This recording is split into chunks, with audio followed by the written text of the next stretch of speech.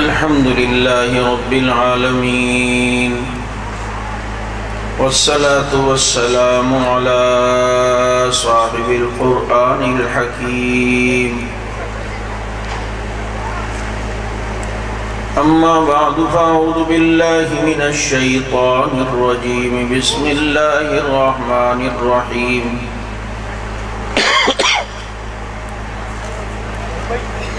إنا نحن نزلنا الذكر وإنا له لحافظون قال النبي صلى الله عليه وسلم القرآن حجة لك وعليك صدق الله وصدق رسوله النبي الكريم ونحن على ذلك لمن الشاهدين والشاكرين والحمد لله رب العالمين اللهم صل على سيدنا ومولانا محمد وعلى آل سيدنا ومولانا محمد وآله وبارك وسلم واجب الاحترام آج کے اس مدرسے کے ختم قرآن کے اس پروگرام کے سلسلے میں ہمارا اور آپ کا یہاں آنا ہوا ہے۔ عظمت قرآن کے نام سے آپ حضرات کے سامنے علماء کرام خطاب فرما چکے ہیں۔ میں زیادہ وقت آپ کا نہیں لوں گا، مختصراً چند معروضات آپ کے گوش گزار کرنا چاہوں گا، لیکن اس میں آپ کی توجہ ہو۔ قرآن کریم کی عظمت ہر مسلمان کے دل میں ہے، اور مسلمان قرآن کریم کے لیے اپنی جان بھی دے سکتا ہے، لیکن قرآن کریم کی کسی قسم کی توہین برداشت نہیں کر سکتا۔ قرآن کریم کی عظمتوں میں ایک عظمت یہ ہے کہ دنیا میں سب سے زیادہ پڑھی جانے والی کتاب یہ ہے۔ آپ دیکھ لیں کہ قرآن کریم سے زیادہ کوئی پڑھی جانے والی کتاب دنیا میں موجود نہیں۔ سب سے زیادہ جو کتاب پڑھی جاتی ہے وہ قرآن کریم ہے۔ قرآن کریم کی عظمتوں میں سے ایک عظمت یہ بھی ہے کہ آپ اسے جتنا پڑھیں دل نہیں بھرتا، وقتی تھکاوٹ انسان کو ہو جاتی ہے، لیکن کبھی انسان قرآن کریم بند کر کے یہ نہیں کہتا کہ آئندہ میں کبھی بھی نہیں پڑھوں گا۔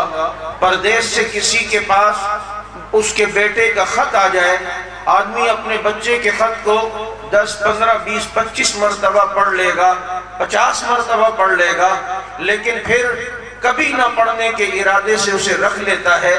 لیکن قرآن کریم کی یہ عظمت و شان ہے، اس کو جتنا پڑھو تو دل نہ بھرے، اس کو جتنا پڑھو تو دل نہیں بھرتا، بلکہ تمنا ہوتی ہے 1000 مرتبہ بھی ختم کرو تو تمنا آخر میں یہی ہوتی ہے کہ ربا قرآن کریم دوبارہ ختم کرنے کی توفیق عطا فرما۔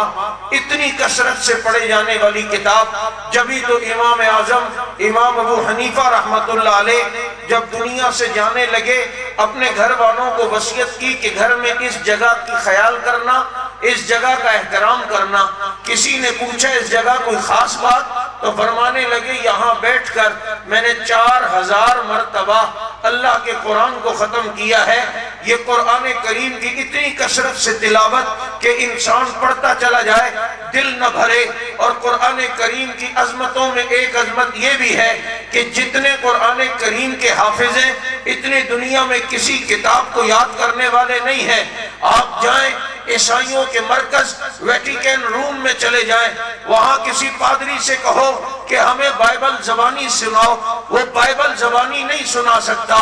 آپ کسی چرچ میں چلے جائیں، ادھر کے پادری سے کہو تم ہمیں اپنی کتاب بائبل زبانی سناؤ، وہ آپ کو زبانی اپنی بائبل نہیں سنا سکتا۔ لیکن یہاں الحمدللہ 8 سال کا بچہ ہو، 90 سال کا بوڑھا ہو، قرآن کریم کے حفاظ کثرت کے ساتھ الحمدللہ یہاں موجود ہیں۔ 90 لاکھ کے قریب حافظ قرآن صرف آپ کے پاکستان میں الحمدللہ موجود ہیں۔ یہ قرآن کی عظمت نہیں تو اور کیا ہے کہ اس کے کتنے لاکھوں حافظ ہیں۔ اور قرآن کریم کی عظمت قرآن میں آنے والوں، قرآن کی عظمت کو ذرا سمجھو کہ قرآن کریم کی یہ بھی عظمت اور شان ہے کہ یہ آج تک جیسے پہلے تھا ویسے آج تک ہے۔ اس میں کوئی تبدیلی نہیں ہو سکی، کوئی تحریف نہیں ہو سکی، اس کے زیر و زبر میں کوئی فرق نہیں ہو سکا، اس کے زیر و زبر کے اندر کسی قسم کی کوئی بھی تحریف نظر نہیں آتی ہے۔ دنیا کی ساری کتابیں بدل دی گئی ہیں، تحریف ہو چکی ہے، عیسائیوں کی بائبل بدل گئی ہے، یہودیوں کی تورات بدل گئی ہے، لیکن قرآن کریم جیسا تھا ویسا ہے۔ قیامت کی صبح تک قرآن کریم اسی طرح رہے گا۔ دنیا کی کوئی طاقت اس قرآن کریم کو تبدیل نہیں کر سکتا، اس قرآن کریم کی عبارات کو بدل نہیں سکتا۔ کیسے بدل دے کہ رب العزت نے ذمہ لیتے ہوئے کہا ہے اِنَّا نَحْنُ نَزَّلْنَا الذِّكْرَ وَإِنَّا لَهُ لَحَافِظُونَ۔ اس قرآن کو اللہ نے نازل کیا ہے اور اللہ ہی اس قرآن کی حفاظت بھی کرے گا۔ اور قرآن کریم کی عظمتوں میں ایک عظمت یہ بھی ہے کہ یہ ساری دنیا میں ایک ہی طرح پڑھا جا رہا ہے۔ آپ دیکھیں عیسائیوں کی بائبل پاکستان میں الگ طریقے کی ہے، امریکہ میں الگ طریقے سے، فرانس میں الگ طریقے سے، برطانیہ والوں کی بائبل الگ ہے، لیکن قرآن مشرق مغرب شمال جنوب دنیا کے جس خطے سے حافظ قرآن لاؤ، ساری دنیا کے حفاظ کو ایک جگہ جمع کرو اور ان سے کہو قرآن پڑھنا شروع کرو، ساری دنیا کے حافظ قرآن الحمد سے والناس تک ایک ہی قرآن پڑھیں گے۔ نہ زبر میں فرق ہوگا، نہ زیر میں فرق ہوگا، نہ پیش میں فرق ہوگا، نہ عبارت میں فرق ہوگا، نہ متن میں فرق ہوگا۔ ساری دنیا میں اگر ایک ہی طرح کوئی کتاب پڑھی جاتی ہے اسی کو دنیا قرآن کریم کہتی ہے۔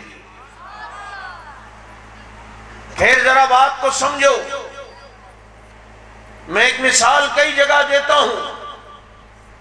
میں یہاں 4 آدمیوں کو اٹھاؤں اور ایک بات کہوں اور ایک کو کہوں یار یہ سوراب گوٹھ میں میرے فلاں دوست کو یہ بات پہنچا دے، دوسرے سے کہوں بلدیہ میں یہی والی بات میری فلاں دوست کو پہنچا دے، چوتھے سے کہوں تیسرے سے یہی بات ملیر میں میرے فلاں دوست کو پہنچا دے، چوتھے سے کہوں یہی والی بات صدر میں میرے فلاں دوست میں کو پہنچا دے۔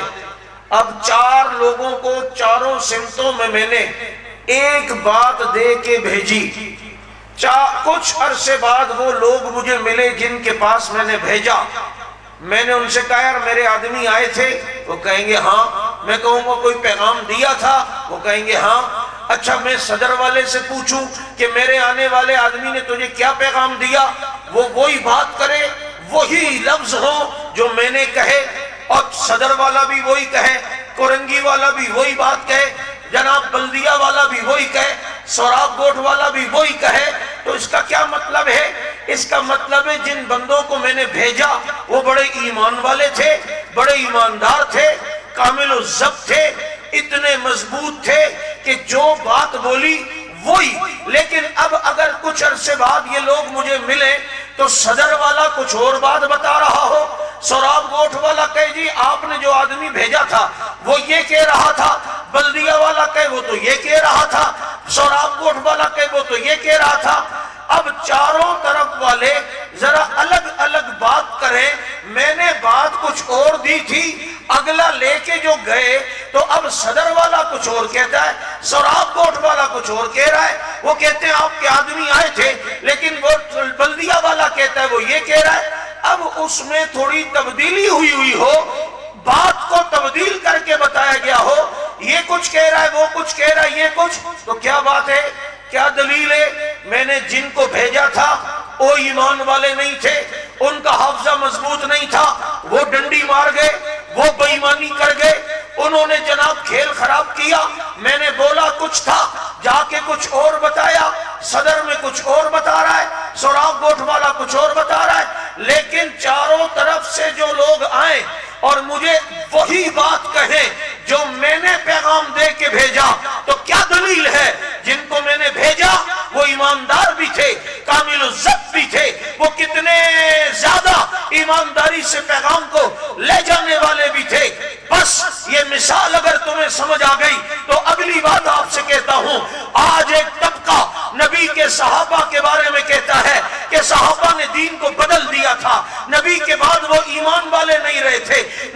بعد وہ مسلمان نہیں رہے تھے۔ میں نے کہا ظالموں، ساری دنیا میں قرآن صحابہ لے کر گئے ہیں، مشرق میں صحابہ لے کے گئے، قرآن مغرب میں صحابہ لے کے گئے، شمال میں صحابہ لے کے گئے۔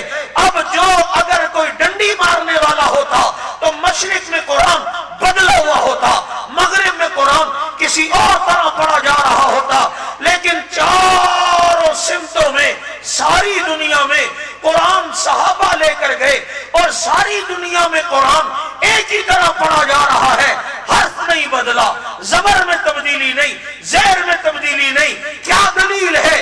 دلیل یہ ہے کہ جو قرآن ایک ہی طرح پڑھا جا رہا ہے وہ قرآن کی عظمت کی بھی دلیل ہے اور صحابہ کے ایماندار ہونے کی بھی دلیل ہے۔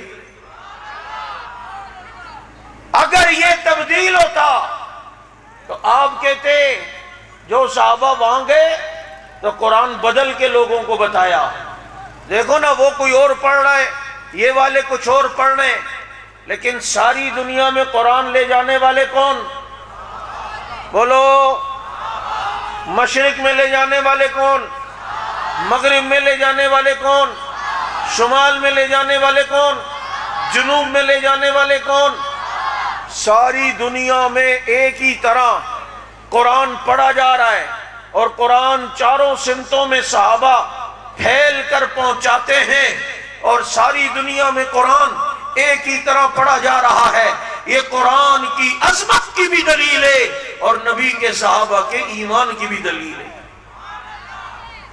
اب جو تم سے کہے کہ جی نبی کے بعد انہوں نے دین میں تبدیلیاں کر دی تھی صحابہ نے، نعوذ باللہ، تو ان سے کہو خر بچیا خبر بورا، کہ بھائی بات یہ ہے کہ اگر یہ والی بات ہوتی جو تو کہہ رہا ہے تو سب سے پہلے قرآن بدلا ہوا ہوتا، قرآن تبدیل ہوتا، قرآن میں رد و بدل ہو چکا ہوتا، لیکن ایسا بولو ایسا نہیں ہے۔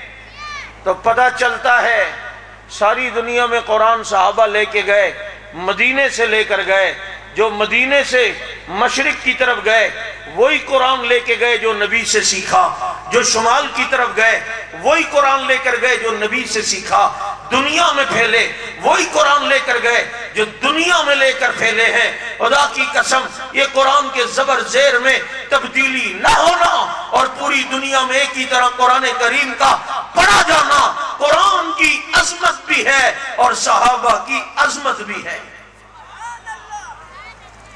یہ قرآن کی شان ہے یا نہیں کہ ساری دنیا میں ایک ہی طرح پڑھا جا رہا ہے؟ لیکن آج جو یہود و نصارہ دنیا پہ مسلط ہونا چاہتے ہیں، ان کی اپنی کتابوں کا حال یہ ہے چند کلومیٹر کے بعد وہ تبدیل ہوتی ہیں، وہ بدلی ہوئی ہوتی ہیں، لیکن قرآن کریم جب بھی اس دنیا میں کوئی شخص قرآن کے خلاف سازش کرنے لگا، قرآن کو بدلنے کی کوشش کی، اللہ رب العزت نے اسے ذلیل و رسوا کر کے دکھایا۔ بر صغیر میں ایک پادری بڑی علمیت اور بڑی صرف و نحو میں مہارت حاصل کر کے آیا اور قرآن کریم پر اعتراض کرتا تھا، سورہ فاتحہ پر 700 اعتراض کیے، حالانکہ وہ اعتراض غلط تھے، لیکن علماء پر اس نے ایک روک جمایا۔ اب اس کو جواب کون دے؟ تو دارالعلوم دیوبند کے مولانا رحمت اللہ کیرانوی رحمت اللہ علیہ اس کے مقابلے میں آئے، وہ جو اعتراض کرتا وہ اسے ایسے پٹک کے رکھتے کہ وہ سمجھ گیا کہ ہندوستان میں رحمت اللہ کیرانوی کی موجودگی میں میری دال نہیں گل سکتی۔ وہ وہاں سے نکلا اور جا کر عرب دنیا میں گیا، اور اس پادری نے عرب دنیا کے اندر لوگوں کو پریشان کیا، وہاں کے علماء کو پریشان کیا، ایسے ایسے اعتراض قرآن پہ کرتا۔ انہوں نے عرب علماء نے ہندوستان میں خط لکھا کہ یہاں پر ایک نیا فتنہ آیا ہے، آپ کے پاس کوئی عالم اس کے مقابلے کا ہے تو آپ بھیج دیں۔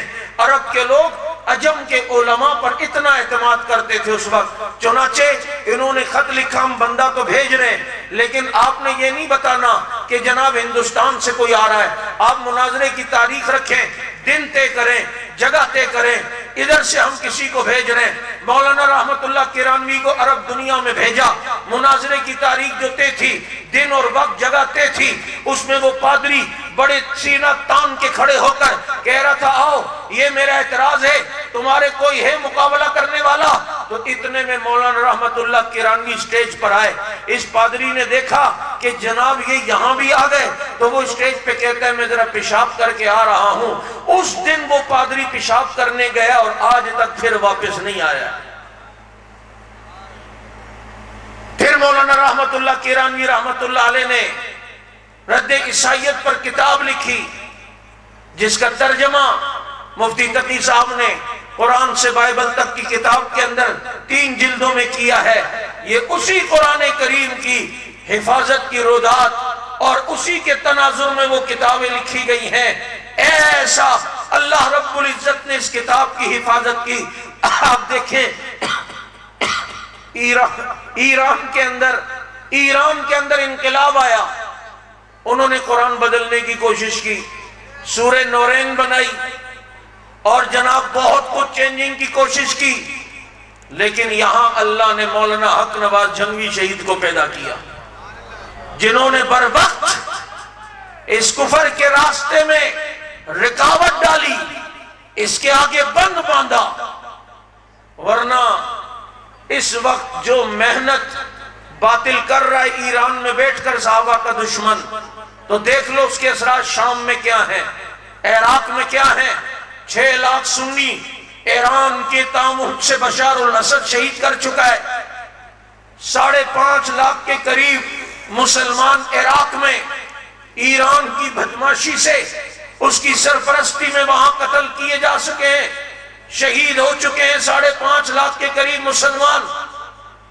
تمہارا ملک تو ایران کے ساتھ ہے، بچا ہوا ہے، اللہ کا شکر ہے، اس لیے کہ یہاں اللہ نے پہلے ہی حق نواز پیدا کیا ہے، جس نے سنی قوم کو اس کالی آندھی کے خلاف پہلے ہی آگاہ کیا ہے، اٹھایا ہے، بند باندھا ہے۔ ایرانی انٹیلیجنس رپورٹ ہے کہ اگر پاکستان میں حق نواز نہ ہوتا تو ہم کب کا پاکستان میں ایران کی فقہ نافذ کر چکے ہوتے۔ یہ دعائیں سپاہی صحابہ کو، جنہوں نے ان کے راستے میں بند باندھا اور جناب انہیں آگے آنے نہیں دیا۔ ورنہ آپ دیکھ لو ابھی تراویح آ رہی ہے، تراویح کے وقت آپ کے ہاں قرآن پڑھا جا رہا ہوگا، تراویح پڑھی جا رہی ہوگی، تراویح کے ٹائم آپ ذرا صحابہ دشمن کی عبادت گاہ میں بھی چلے جاؤ، اس کے عبادت خانے میں باہر تالا ہوگا، تم یوں غور سے اندر جھانکو گے اندر کوئی کالا ہوگا، لیکن تراویح نہیں ہوگی۔ بابا تراویح تو اسی کو ملتی ہے نا جو حافظ قرآن ہو۔ نہیں سمجھ آئی؟ بھائی قرآن ہی پڑھنا ہے نا تراویح میں، یا ضرب یضرب ضربا فہو ضارب کی گردان پڑھنی ہے قرآن، تو تراویح تو وہ پڑھے گا جس کے بعد قرآن ہو، اور قرآن کا حافظ تو وہ ہوگا جس کے دل میں محبت صحابہ کرام ہو جو دل عشق صحابہ کرام سے خالی ہے وہی دل حفظ قرآن سے خالی۔ اس لیے یہ اللہ نے نحوست دی ہے، سزا دی ہے اس کو کہ جن کے سینوں میں نبی کے یاروں کی محبت نہیں، اس کے دل میں قرآن کے پاروں کی بھی محبت نہیں آ سکتی۔ جن کے سینے میں نبی کے یاروں کی محبت، اسی کے سینے میں قرآن کے پاروں کی یاد دہانی بھی ہوگی۔ لیکن اگر نبی کے یاروں سے وفا نہیں تو قرآن کے پارے کبھی بھی یہ اپنے سینے میں محفوظ نہیں کر سکتا، اس لیے کہ اللہ بڑی غیور ذات ہے۔ جن صحابہ نے قرآن کریم کے لیے مارے کھائیں کہ آج ان کا کوئی دشمن ہو، کیا اللہ ان کے سینے میں قرآن بھیجے گا؟ ان کے سینے میں قرآن محفوظ کرے گا؟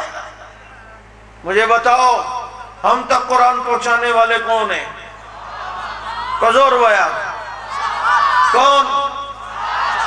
دین پہنچانے والے کون؟ اسلام پہنچانے والے کون؟ کلمہ پہنچانے والے کون؟ نبی کی ادائیں پہنچانے والے کون؟ نبی کی سنتیں پہنچانے والے کون؟ نبی کی ایک ایک ادا کو ہم تک پہنچانے والے کون؟ یہی صحابہ ہیں جن کا ذکر اللہ نے قرآن کی 1200 سے زیادہ آیتوں میں کیا ہے۔ خود سوچو 1200 سے زیادہ آیتوں میں جن کا ذکر ہو تو وہ کتنے عظیم لوگ ہیں، وہ کتنے بلند لوگ ہیں۔ 1 2 4 آیتیں نہیں، 1200 سے زیادہ آیتوں میں اللہ نے صحابہ کا ذکر کیا۔ یہ باتیں آپ کو یاد رکھنی چاہیے، اس لیے کہ بڑا پرفتن دور ہے۔ لوگ صحابہ کے بارے میں لوگوں کے ذہنوں میں شکوک و شبہات ڈالتے ہیں۔ یاد رکھو، صحابہ کرام کو جب بھی پڑھنا ہے تاریخ کی کتابوں سے نہیں پڑھنا، صحابہ کو ہمیشہ اللہ کی قرآن سے پڑھنا ہے کہ قرآن ان کے بارے میں کیا کہتا ہے۔ یہ کوئی معمولی لوگ تھے، یہ وہ عظیم لوگ تھے کہ اللہ نے انہیں نبی کے لیے چنا ہے، نبی کے لیے منتخب کیا ہے، نبی کے لیے اللہ نے ان کا انتخاب کیا ہے، اور صحابہ نے پھر نبی کی رفاقت کا حق ادا کر کے دکھایا۔ کون سی ایسی مصیبت نہیں جو صحابہ پہ نہ آئی ہو، سب کچھ برداشت کیا، لیکن آج ہم تک الحمدللہ یہ کلمہ پہنچا کے گئے۔ آج الحمدللہ مولانا محمد احمد لدھیانوی صاحب کی قیادت میں، مولانا اورنگزیب فاروقی صاحب کی قیادت میں یہ قافلہ جو چل رہا ہے ناموس صحابہ کے مسئلے پر، ان کا یہی موقف ہے کہ جن صحابہ نے نبی تک پتھر آنے نہیں دیا، ہم ان تک گالی آنے نہیں دیں گے۔ جنہوں نے نبی تک تیر آنے نہیں دیا، ہم ان تک تنقید آنے نہیں دیں گے۔ آج ہمارے ماں بیٹی کی عزت محفوظ ہے، اور صدیق کی بیٹی کو کوئی گالی دے، اور وہ بیٹی صرف صدیق کی بیٹی نہیں ہے بلکہ وہ میرے نبی کی بیوی بھی ہے۔ جیسے دنیا ام المومنین حضرت عائشہ صدیقہ رضی اللہ تعالیٰ عنہ کے نام سے جانتے اور پہچانتے ہیں۔ مسلمانوں، ہمیں اٹھنا پڑے گا نبی کے یاروں کی عظمت کے لیے، نبی کے صحابہ کے دفاع کے لیے کتنی قربانیاں ہوئی۔ حق نواز جنگوی شہید ہوئے، اعظم طارق شہید ہوئے، سار القاسمی شہید ہوئے، ضیاء الرحمن فاروقی شہید ہوئے، اسی طرح علامہ علی شیر حیدری شہید ہوئے، ہمارے ہزاروں کارکن شہید ہوئے۔ کیا یہ قافلہ رک گیا؟ آپ مجھے بتاؤ، صحابہ کی عزت و ناموس کے لیے ہمیں کام کرنا چاہیے یا نہیں کرنا چاہیے؟ ہمیں ان کی عزت و ناموس پہ پہرا دینا چاہیے یا نہیں چاہیے؟ تو پھر ساتھ دو، پھر آؤ ہمارے شانہ بشانہ، اور میدان عمل میں یہ کہتے ہوئے آؤ کہ یہ سچ ہے کہ خطرہ اغیار بہت ہے، پر کیا کریں صحابہ سے پیار بہت ہے۔ وما علینا الا البلاغ المبین۔ سبحانک اللہم بحمدک نشہد ان لا الہ الا انت نستغفرک ونتوب الیک۔ اللہم صلی علی محمد النبی الأمی وعلی